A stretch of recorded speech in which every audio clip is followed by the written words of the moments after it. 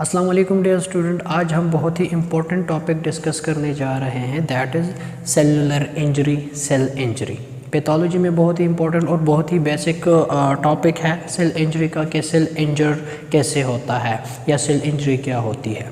इससे पहले हमने सेलुलर एडॉप्टेशन पे लेक्चर लिया था। मैंने आप लोगों को ये कहा था कि सेलुलर एडॉप्टेशन की जब तक समझ नहीं आएगी सेल इंजरी को नहीं समझ सकते, तो पहले आप लोगों को वो समझना होगा।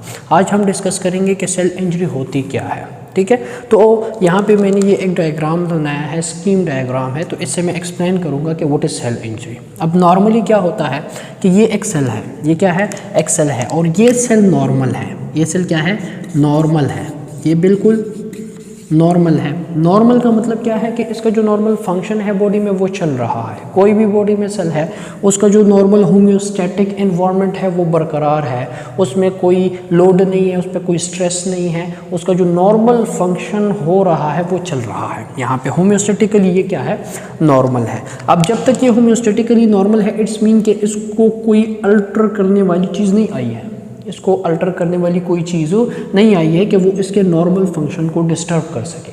अब क्या होता है कि कोई भी ऐसी चीज़ आ जाए, कोई भी ऐसी चीज़ आ जाए जो कि इसके नॉर्मल इन्वायरमेंट को अल्टर कर दे, जो कि इसके नॉर्मल इन्वायरमेंट को क्या कर दे, अल्टर कर दे, उस चीज़ को हम क्या कहते हैं, स्टिमुलस कहते हैं। अब फॉर एग्जांपल यहाँ पे क्या आया, यहाँ पे एक स्टिमुलस आया, यहाँ पे क्या आया, एक स्टिमुलस आया। उस स्टिमुलस ने क्या कर दिया, उसने इस सेल के नॉर्मल इन्वायरमेंट को अल्टर कर दिया। स्टिमुलस क्या चीज़ होती है, स्टिमुलस वो चीज़ होता है जो कि आपके सेल को क्या कर दे, एक्टिवेट कर दे। फॉर एग्जांपल यहाँ पे कोई चीज़ आ रही है मेरी आंखों के सामने, अब मैं नॉर्मली देख रहा हूँ तो कोई चीज़ आई तो मैंने आंखें क्या कर दी, बंद कर दी। तो वो चीज़ जो कि मेरे नॉर्मल सेल को एक्टिवेट करता है, इनहिबिट करता है, या फिर उसके नॉर्मल फंक्शन को अल्टर करता है, that thing is called stimulus. तो क्या आया, स्टिमुलस आया जिसने किसी भी सेल के नॉर्मल एनवायरनमेंट को क्या कर दिया, अल्टर कर दिया।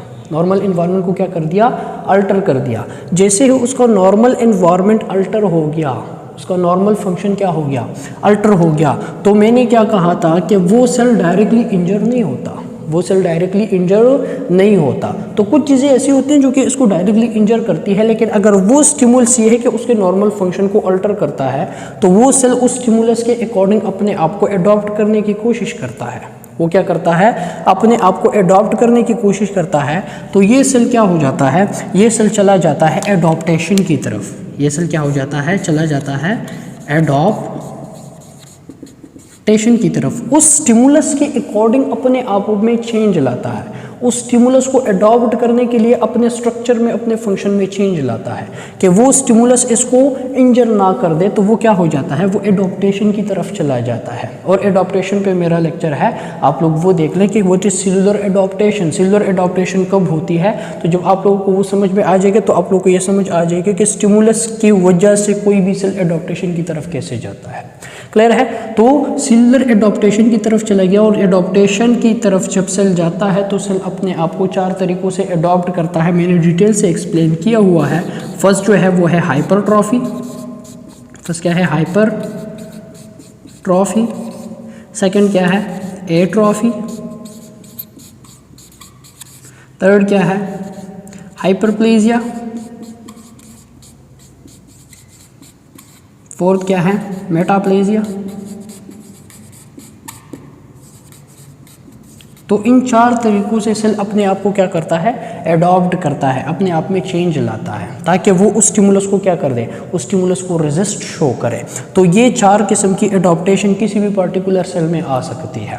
अब अगर ये स्टिमुलस बरकरार है, कंटिन्यूस है, ये स्टिमुलस हटता नहीं है, इस सेल को बार बार क्या कर रहा है, इसके फंक्शन को अल्टर करने की कोशिश कर रहा है, तो ये सेल इसके एडॉप्टेशन में फेल हो जाएगा, इसको रेजिस्ट मजीद नहीं कर पाएगा। अब अगर आप पे कोई प्रेशर आ रहा है, बार बार कोई क्या आ रहा है, प्रेशर आ रहा है, तो आप एक मुद्दत तक उस प्रेशर को रेजिस्ट करने की कोशिश करेंगे, उस प्रेशर को क्या करेंगे, रेजिस्ट करने की कोशिश करेंगे, उसको ख़त्म करने की कोशिश करेंगे। लेकिन अगर वो प्रेशर आप पे बहुत ही ज़्यादा ओवर हो जाए तो या तो आप वो जगह छोड़ देंगे, या तो वो प्रेशर आपको क्या कर देगा, कॉम्प्रोमाइज़ कर देगा, आपको मार डालेगा। तो ये स्टिमुलस अगर कंसिस्टेंटली बरकरार है और इस सेल को क्या कर रहा है, कंटिन्यूसली अल्टर कर रहा है, तो ये एडॉप्टेशन जो इसकी हो रही है वो फेल हो जाएगी। एडॉप्टेशन क्या हो जाएगी, इसकी फेल हो जाएगी। तो जब स्टिमुलस स्टिल है, स्टिमुलस क्या है यहाँ पे बरकरार है, तो स्टिमुलस के बरकरार होने की वजह से इसकी जो एडॉप्टेशन है वो ख़त्म हो जाएगी, वो फेल हो जाएगी, वो मज़ीद एडॉप्ट नहीं कर पाएगा इस स्टिमुलस को, स्टिमुलस के अकॉर्डिंग अपने आप को। तो ये सेल क्या हो जाएगा, ये सेल एडॉप्टेशन से चला जाएगा और इंजर की तरफ चला जाएगा। क्या हो जाएगा, ये सेल ये इंजर हो जाएगा, ये क्या हो जाएगा, ये इंजर हो जाएगा। इस सेल में इंजरी काज हो जाएगी, इस सेल में क्या हो जाएगी, इंजरी काज हो जाएगी। अब यहाँ पे क्या फ़र्क है कि एडॉप्टेशन हो रही है, क्या हो रही है, नॉर्मल सेल पे कोई स्टिमुलस आया, एडॉप्टेशन की तरफ सेल चला गया। अब अगर इस सेल ने अपने आप को एडॉप्ट कर लिया तो ठीक है, अगर ये स्टिमुलस हट गया तो ठीक है, अगर ये स्टिमुलस नहीं हटा तो ये सेल क्या हो जाएगा, ये सेल इंजर की तरफ चला जाएगा, इस स्टिमुलस को मज़ीद बर्दाश्त नहीं कर पाएगा और इसका जो नॉर्मल फंक्शन है और जो स्ट्रक्चर है वो क्या हो जाएगा, वो अल्टर हो जाएगा। लेकिन अगर ये स्टिमुलस क्या हो गया, ये स्टिमुलस हट गया, इसने इसको एक्टिवेट किया था, इसके फंक्शन को अल्टर कर दिया था, जिसकी वजह से इसने अपने आप को एडॉप्ट कर लिया था, हाइपरट्रॉफिक की तरफ लेके गया था, एट्रॉफिक की तरफ लेके गया था, हाइपरप्लेजिक की तरफ लेके गया था। अब अगर ये स्टिमुलस हट गया तो क्या होगा, ये दोबारा क्या हो जाएगा, ये ये क्या हो जाएगा, बैक टू नॉर्मल स्टेट। ये क्या हो जाएगा, ये नॉर्मल स्टेट की तरफ दोबारा आ जाएगा। मतलब इस पे जो प्रेशर था वो ख़त्म हो चुका है। जब वो प्रेशर ख़त्म हो चुका है तो ये अपने जो नॉर्मल स्टेट है उसमें दोबारा आ जाएगा, इसका जो नॉर्मल फंक्शन है वो दोबारा बरकरार हो जाएगा। लेकिन अगर ये स्टिमुलस हटता नहीं है और इस एडॉप्टेशन के बाद भी ये स्टिमुलस रहता है तो ये सेल क्या हो जाएगा, ये इसे मज़ीद रेजिस्ट नहीं कर पाएगा, ये इसे मज़ीद एडॉप्ट नहीं कर पाएगा और ये सेल क्या हो जाएगा, ये इंजर हो जाएगा। अब फ़र्क क्या है सेल इंजरी में और सेलुलर एडॉप्टेशन में। अब यहाँ पे देखें तो सेलुलर एडॉप्टेशन में भी सेल के नॉर्मल फंक्शन में चेंज आ रहा है, सेल इंजरी में भी नॉर्मल फंक्शन में चेंज आ रहा है। लेकिन यहाँ पे सेलुलर एडॉप्टेशन और सेल इंजरी में फ़र्क क्या है कि सेलुलर एडॉप्टेशन में किसी भी सेल का जो फंक्शन है वो इंक्रीज़ या डिक्रीज़ हो रहा है, उसका जो नॉर्मल फंक्शन है वो चल रहा है, उसका जो नॉर्मल फंक्शन है वो चल रहा है, उसके फंक्शन में या इंक्रीजमेंट आ रहा है या डिक्रीजमेंट आ रहा है, उसका फंक्शन चेंज नहीं हो रहा, उसका फंक्शन क्या हो रहा है, चेंज नहीं हो रहा। जस्ट लोड की वजह से वो उसका जो फंक्शन है वो या इंक्रीज़ हो रहा है या फिर डिक्रीज़ हो रहा है, उस स्टिमुलस के अकॉर्डिंग अपने आप में चेंज ला रहा है। लेकिन अगर ये जो फंक्शन है, ये जो इसका जो नॉर्मल फंक्शन है ये अल्टर हो जाए, ये ख़राब हो जाए, ये ख़त्म हो जाए, ये क्या हो जाए, ख़त्म हो जाए, तो उसे हम क्या कहते हैं, इंजरी कहते हैं। अब दोनों सेल है ज़िंदा ही, लेकिन इंजरी में उसका जो नॉर्मल फंक्शन है वो क्या हो गया, वो ख़त्म हो गया, वो ख़राब हो गया। लेकिन इसका जो नॉर्मल फंक्शन है सेलुलर एडॉप्टेशन में, यहाँ पे भी चेंज आ गया है, यहाँ पे भी चेंज आ गया है। सेल जिंदा है लेकिन उसके स्ट्रक्चर में चेंज आ गया है, फंक्शन में चेंज आ गया है। यहाँ पे भी इंजर हो गया है लेकिन उसके स्ट्रक्चर और फंक्शन में चेंज आ गया है। तो इन दोनों में फ़र्क क्या है, फिर फ़र्क ये है कि इसका जो नॉर्मल फंक्शन है वो ही ख़राब हो जाता है, वो ख़त्म हो जाता है। लेकिन सेलुलर एडॉप्टेशन में आल दो उसके स्ट्रक्चर या फंक्शन में चेंज आता है लेकिन उसका जो नॉर्मल फंक्शन है वो बरकरार रहता है, आल दो वो इंक्रीज़ हो सकता है या वो डिक्रीज़ हो सकता है। तो सेल इंजरी में क्या होता है कि इसका जो नॉर्मल फंक्शन है वो ही ख़राब हो जाता है, वो ही क्या हो जाता है, ख़राब हो जाता है। शोध तो होता ही ख़राब है, फंक्शन भी क्या हो जाता है, ख़त्म हो जाता है। अब ये जो सेल इंजरी होती है ये दो तरीक़ों से हो सकती है, इसके टू टाइप्स आप लोग कह सकते हैं कि सेल इंजरी दो तरीक़ों से हो सकती है। इसका जो रिज़ल्ट होता है सेल इंजरी का वो दो तरीक़ों से हो सकता है। एक को हम कहते हैं रिवर्सिबल सेल इंजरी, एक को हम क्या कहते हैं, रिवर्सिबल सेल इंजरी, और एक को हम कहते हैं इर्रिवर्सिबल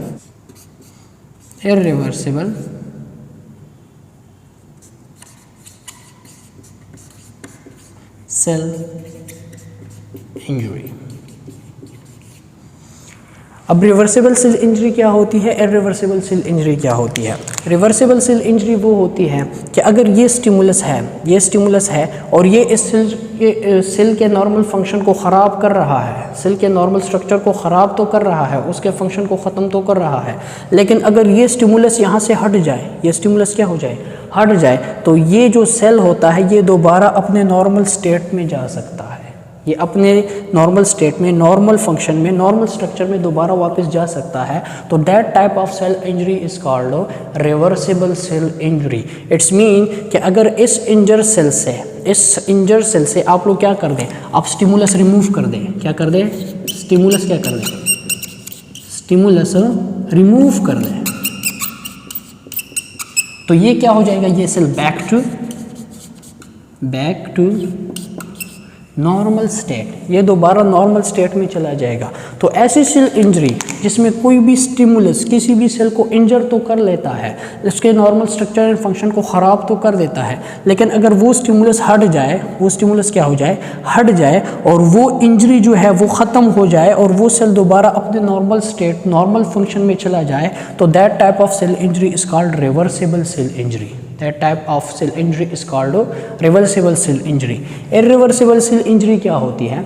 Irreversible cell injury वो होती है कि जिसमें कोई भी स्टिमुलस इस सेल को क्या कर दे, इंजर कर दे, इस सेल को क्या कर दे, इंजर कर दे, उसके नॉर्मल स्ट्रक्चर फंक्शन को ख़त्म कर दे, ख़राब कर दे, और वो सेल क्या हो जाए, इंजर हो जाए। अब अगर ये स्टिमुलस हटे या ना हटे, अब अगर ये स्टिमुलस ख़त्म भी हो गया, तो फिर भी ये जो सेल है, ये जो इंजर सेल है, ये दोबारा नॉर्मल स्टेट में नहीं जा सकता, ये दोबारा नॉर्मल स्टेट में नहीं जा सकता। ये क्या होगा, ये फिर मरने की तरफ जाएगा। तो that type of cell injury is called irreversible cell injury. Irreversible cell injury कौन सी होती है कि कोई भी स्टिमुलस आया, उसने सेल को इंजर कर लिया, लेकिन वो सेल जो है दोबारा अपने नॉर्मल स्टेट में नहीं जा सकता, वो दोबारा बैक जा ही नहीं सकता, चाहे आप लोग स्टिमुलस हटा दिया, स्टिमुलस सस्टेन रखें, वो अपने दोबारा नॉर्मल स्टेट में नहीं जा सकता। तो that type of cell injury is called irreversible cell injury. अब जो इर्रिवर्सिबल सेल इंजरी होती है, ये आगे जाके ये फर्दर क्या काज करेगी, इर्रिवर्सिबल सेल इंजरी है, एक बार हो गया इंजर तो इसने वापस नॉर्मल स्टेट में जाना नहीं है, तो ये क्या होगा, ये चला जाएगा सेल डेथ की तरफ, ये सेल डेथ की तरफ चला जाएगा, ये सेल मर जाएगा। एंड में इसका क्या होना है, एंड में इसको मरना ही है, इनमें इसको क्या होना है, मरना ही है। क्यों, क्योंकि दोबारा रिवर्स नहीं हो सकता, ये दोबारा अपने नॉर्मल स्टेट में जा नहीं सकता।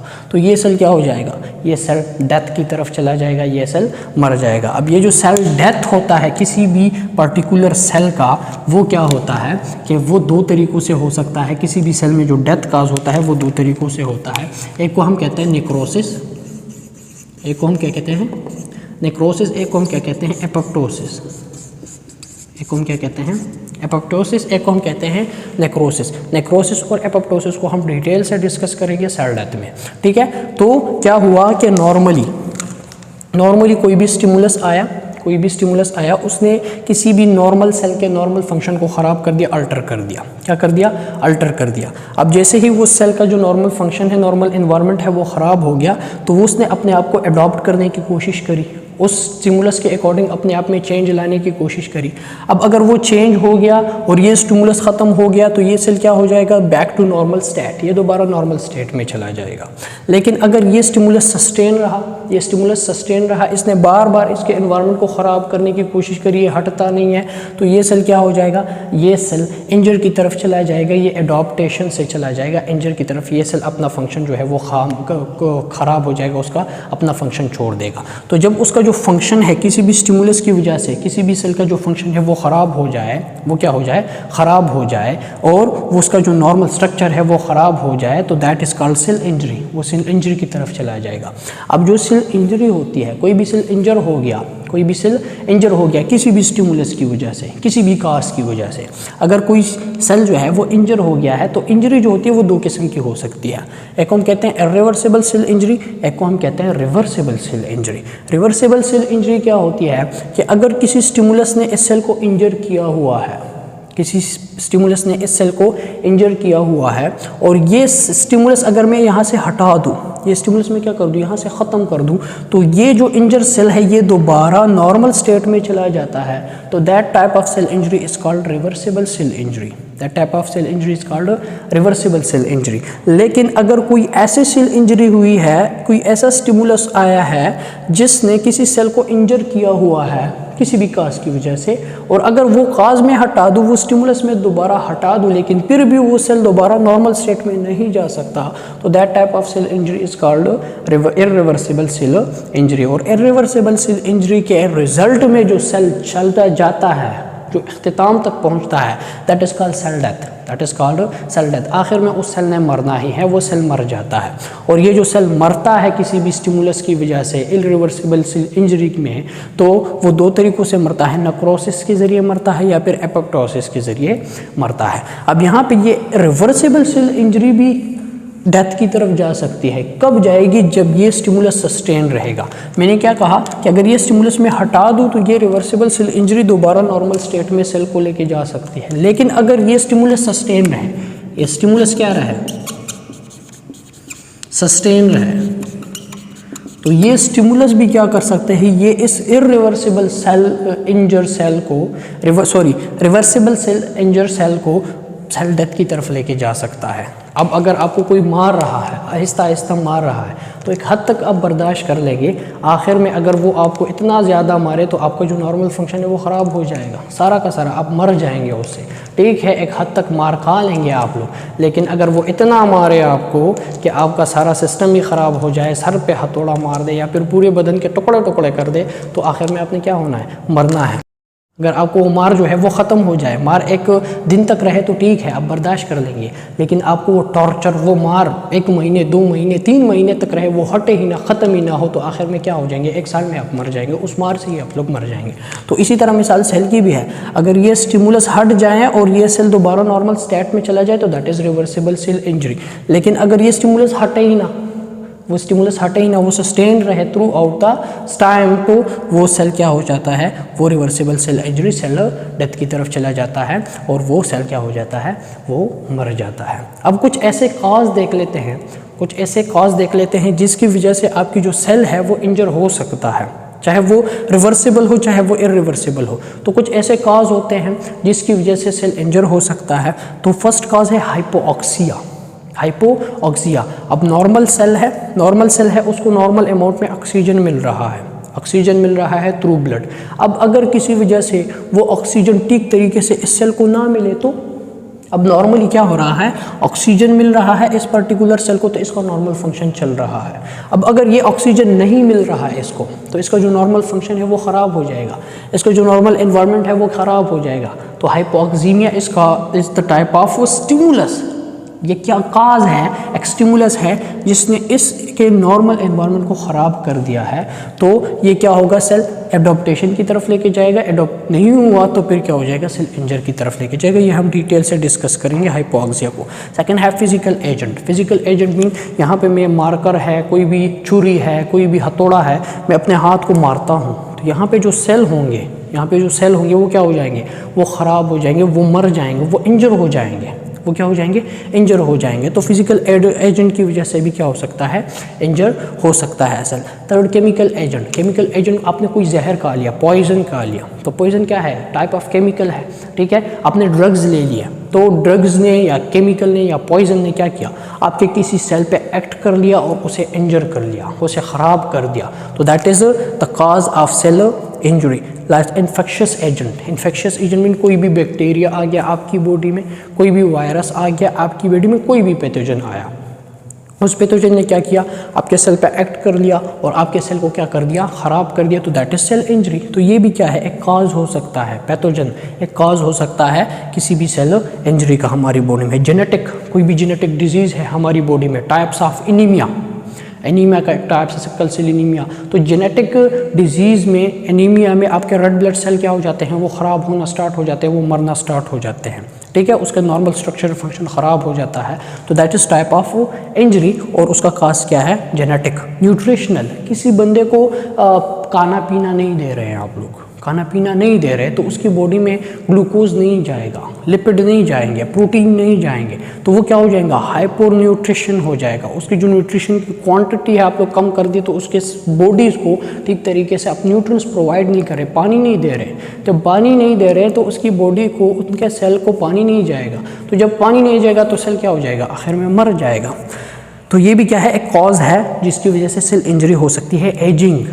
एजिंग में क्या होता है, एजिंग में आपके नॉर्मल सेल की सारी चीज़ें ख़त्म होना स्टार्ट हो जाती हैं। तो एजिंग में क्या होता है कि आपके जितने भी ऑर्गेनेल्स है उसका जो फंक्शन है वो ख़राब हो जाता है, जितने भी एंजाइम है वो डीएक्टिवेट होना स्टार्ट हो जाती है, आपकी न्यूरोनल एक्टिविटी ख़राब होना स्टार्ट हो जाती है। तो एजिंग भी क्या है, एजिंग भी सेल क्या हो जाते हैं, इंजर होना स्टार्ट हो जाते हैं। तो वो भी क्या है, एक टाइप ऑफ सेल इंजरी काज करता है, और काज क्या है, एजिंग है। ठीक है, तो ये कुछ कॉज थे जिसकी वजह से आपकी सेल इंजरी हो सकती है। इंशाल्लाह नेक्स्ट लेक्चर हमारा जो होगा वो होगा आपके मैकेनिज्म ऑफ सेल इंजरी पे, कि सेल इंजरी होती कैसी है किसी भी काज की वजह से। ये था overall introduction to cell injury, कि सेल इंजरी जो होती है वो कैसे होती है, सेल इंजरी क्या होती है, और सेल इंजरी जो है वो किस वजह से होती है। तो ये हमने डिस्कस कर लिया, और उसका जो काज है वो क्या है। नेक्स्ट लेक्चर होगा मैकेनिज्म ऑफ सेल इंजरी में, कि सेल इंजरी कैसे होती है, प्रोसेस कैसे होता है, सेल में क्या क्या चेंजेस आते हैं जिसकी वजह से सेल क्या हो जाता है, इंजर की तरफ लेके जाता है अपने आप को। ठीक है, तो होप सेंस इससे आपको काफ़ी अच्छे से समझ आ गई होगी सेल इंजरी की। अगर इस लेक्चर में कोई भी क्वेश्चन है तो आप लोग मुझसे पूछ सकते हैं। Thank you so much.